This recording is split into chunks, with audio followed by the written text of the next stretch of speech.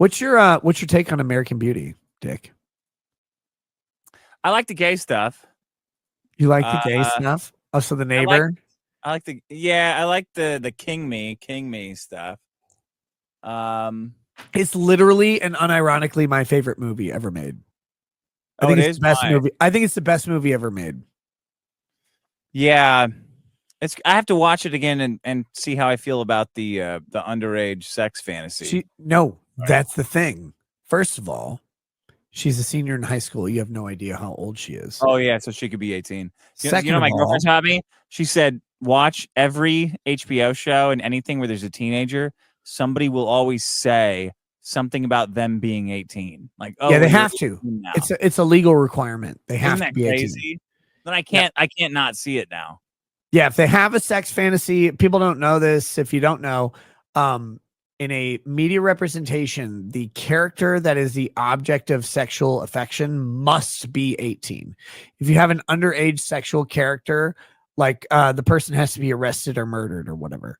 Mm. And Kevin Spacey is not actually killed because of the underage sex fantasy, because he stops prior to actually offending, which is very important for the character as well. Yeah.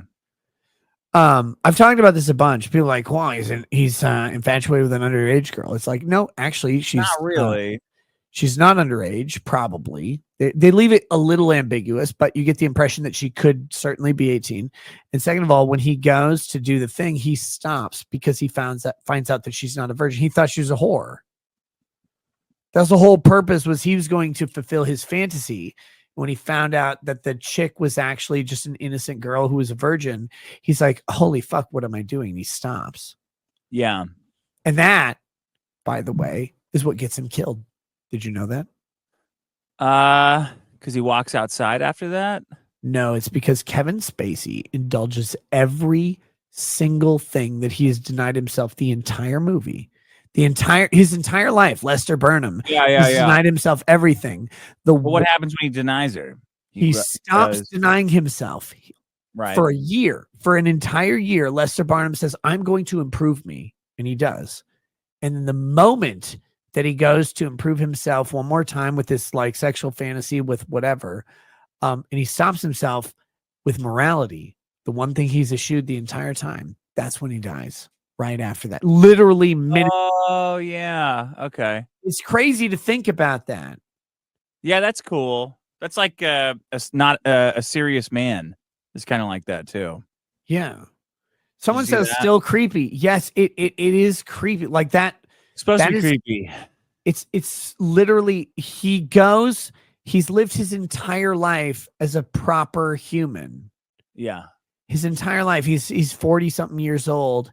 And he hates everything about his life. He hates his wife's a bitch who is trying to sell real estate and fucking some other guy. His daughter hates him, even though she used to be his best friend. She hates him because of what he has to do. And why does he have to do it? Well, because his wife's a bitch. Like, that's the reality. So his wife has, by proxy, shattered his relationship with his daughter. And so he's just trying to reconnect. It's actually the most beautiful moment in that entire movie. People don't get this. Is the very end. He's shot in the head. He's dying. He's bleeding out. And he starts saying the poem about the most beautiful thing in the world. Like, he thinks he's going to be overcome. It goes through him like rain, whatever. Like, oh, wow, that's gay. Like, the bag has come full circle. But then he says one thing, and it shows a picture of his daughter, and he goes, I think her name's Jane, right? Janie. Yeah. He goes, and then there's Jane.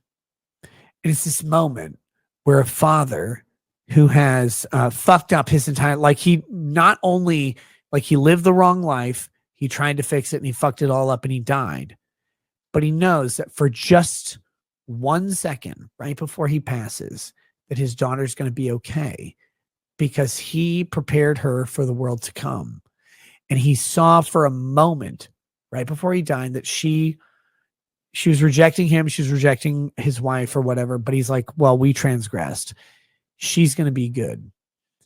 And he has this moment of recollection, recognition, and acceptance. And it's the best part of the whole movie, because that's what every dad does. Like, they go, I've poured my entire life into this kid. And he realizes that she'll be good without him.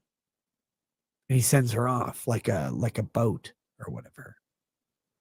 But he should have fucked that girl, But he didn't, and he'd be alive. because if he would have fucked the girl, he would have lived. That's the crazy thing. If he would have done the transgression, he would have lived.